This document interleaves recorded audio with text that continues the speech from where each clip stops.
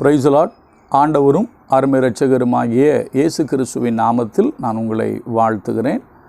ஆண்டவருடைய கிருபையினால் தொடர்ந்து நாம் சத்திய வசனங்களை ஆராய்ந்து அறியும்படி கர்த்தர் நமக்கு கிருபை பாராட்டி வருகிறார். விசேஷமாக உன்னத பாடலின் புஸ்தகத்திலிருந்து சில காரியங்களை அறிவதற்கு கர்த்தர் உதவி செய்து வருகிறார். உன்னத பாடலை குறித்து நம்ம ஒரு சில நிமிடங்களில் இல்லைனா ஒரு வாரத்திலெல்லாம் கற்றுக்கொள்ள முடியாது. ஒரு மாதமாகிலும் அதை தொடர்ந்து நம்ம தியானிக்க வேண்டும். அப்போ தான் அதில் இருக்கிறத நம்ம கொஞ்சமாவது என்ன செய்ய முடியும், புரிந்து கொள்ள முடியும். நம்ம கொஞ்சம் அதில் இருக்கிற ஒரு சில பின்னணியத்தை மட்டும் கொஞ்சம் நம்ம அறிந்து கொண்டு வருகிறோம். மறுபடியும் சொல்கிறேன், சாலமோனுக்கும் சூளைமித்திக்கும் அந்த அரண்மனையில் இருந்த பெண்கள், அதே போல் வெளியிருந்தவங்க, காவற்காரர்கள், எருசலேம் நகர வீதிகள், எருசலேம் குமாரத்திகள், இப்படி நிறைய பேர் வருவாங்க. அவங்க சொந்தக்காரங்க, சூளைமித்தியுடைய சொந்தக்காரங்க, இப்படி நிறைய இருக்காங்க.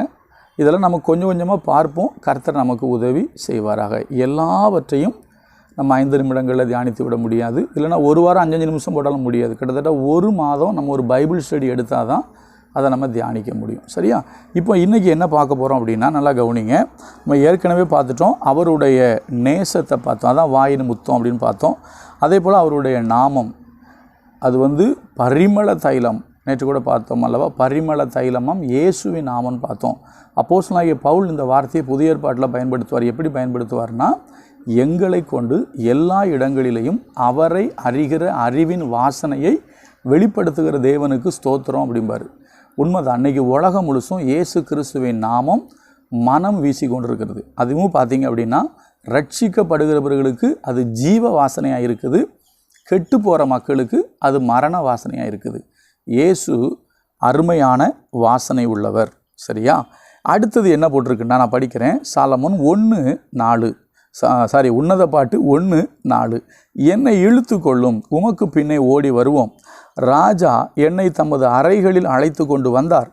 நாங்கள் உமக்குள் கலிகூர்ந்து மகிழ்வோம். திராட்சை ரசத்தை பார்க்கலாம் உமது நேசத்தை நினைப்போம். உத்தமர்கள் உம்மை நேசிக்கிறார்கள். நம்ம பார்த்தோம்னா, நேற்று பார்த்தோம் கன்னியர்கள் உம்மை நேசிக்கிறார்கள்னு பார்த்தோம். இன்றைக்கி பார்க்குறோம் உத்தமர்கள் உம்மை நேசிக்கிறார்கள். நல்லா கவனிக்கணும். ஏன்னா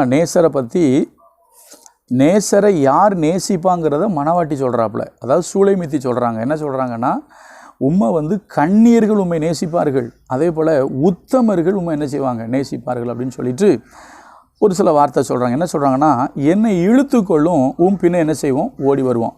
இந்த ஒரு வார்த்தையை மட்டும் இன்றைக்கி நான் விளக்குறேன், ஏன்னா நேரம் ரொம்ப ஜாஸ்தியாயிரும். என்ன அப்படின்னா, ஒரு விஷயத்தை புரிந்துக்கிடுங்க. இப்போ சாலமோன் ராஜாவாக இருக்கிறார். ராஜா அழைக்காமல், இல்லைன்னா ராஜா பர்மிஷன் கொடுக்காம யாரும் ராஜா இருக்கிற இடத்துக்கு என்ன செய்ய முடியாது, போக முடியாது. ராஜா வேணால் இங்கே வரலாம். இப்போ இந்த சூளைமித்தியை தேடி சாலமோன் வருவார். அதை நான் பின்னால் சொல்கிறேன்.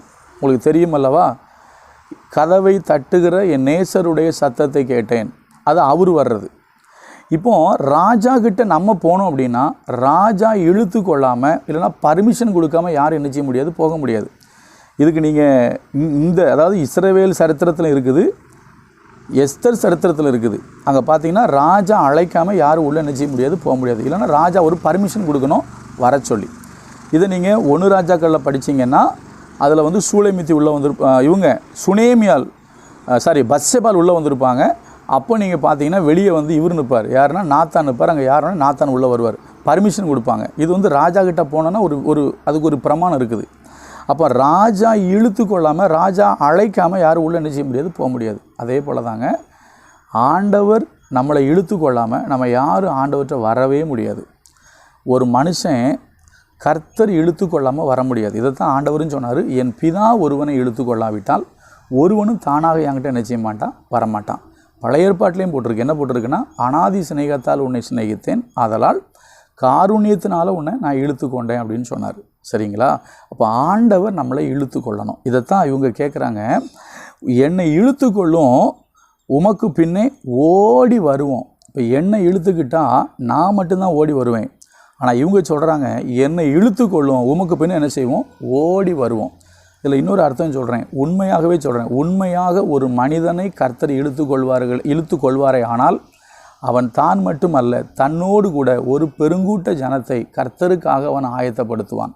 அதான் இழுத்துக்கொள்ளும் நாங்கள் ஓடி வருவோங்கிறாப்புல. ஒரு ஆள் அல்ல, நாங்கள் பல பேர் என்ன செய்வோம்னா உம்மை நோக்கி ஓடி வருவோம் அப்படின்னு சொல்லிட்டு ராஜா தம்முடைய அறைகளுக்குள் என்னை அழைத்து செல்வார். இதனுடைய அர்த்தம் என்ன அப்படின்னா, என்னுடைய தனிப்பட்ட ஜெப வாழ்க்கை.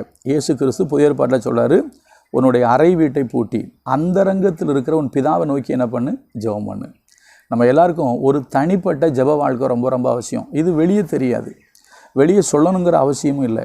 தேவனோடு நீங்கள் தனித்து ஜெபிக்கிற அந்த நேரங்களில் உங்கள் கண்களில் கண்ணீர் வரும், நீங்கள் முகங்குப்புற விழுந்து பணிவீங்க. இல்லைன்னா அந்த அந்த அனுபவம் வந்து ரொம்ப வித்தியாசமாக இருக்கும். அந்த வித்தியாசம் அப்படின்னா அது அவங்களுக்கும் தேவனுக்கும் உரியது. சில நேரத்தில் உட்கார்ந்துருந்து தேவன் பேசுவதை மட்டும் கேட்குற மாதிரி இருக்கும். இல்லைன்னா அப்படியே ஆனந்த கண்ணீர் வடிக்க வேண்டியிருக்கும். அந்த மாதிரிலாம் சில அனுபவங்கள் இருக்குது, சரிங்களா? அது ஒருத்தருக்கும் வேறுபடலாம். ஸோ எனக்கு சில அனுபவங்கள் தனிப்பட்ட முறையில் உண்டு. முகங்குப்புற விழுந்து அழுகிறது, ஆண்டவர் பேசுகிறத உட்காந்து கேட்குறது, ஆனந்த கண்ணீர் வடிக்கிறது, அப்படிலாம் சில அனுபவங்கள் இருக்குது. அது ஒருத்தருக்கு ஒரு மாதிரி இருக்கும். அதனால தான் அறைக்குள் என்னை அழைத்து கொண்டு போவார் அப்படின்னா, நம்முடைய தனி ஜெபம், தேவனுக்கும் நமக்கும் நல்ல உறவு, அந்தரங்கத்தில் ஜெபிக்கிற ஒரு ஜெபம் அது இருக்கட்டும். அதே போல் உத்தமர்களாக இருப்போம். உத்தமர்களாக இருந்தால் தான் கர்த்தர் என்ன செய்ய முடியும்னா நேசிக்க முடியும். இந்த வசனத்துக்கு ஒரு அருமையான அர்த்தம் இருக்குது. இதுதான் அடுத்தது ஒரு வார்த்தை சொல்கிறாங்களவா, அதாவது திராட்சரசத்தை பார்க்கணும் உங்களுடைய நேசத்தை நினைப்பேன். நான் முதல் நாள் சொன்னேன் பார்த்தீங்களா, எல்லா நேசத்தை விட எனக்கு ஆண்டவருடைய நேசம்தான் எனக்கு விருப்பம், எனக்கு பிரியம்.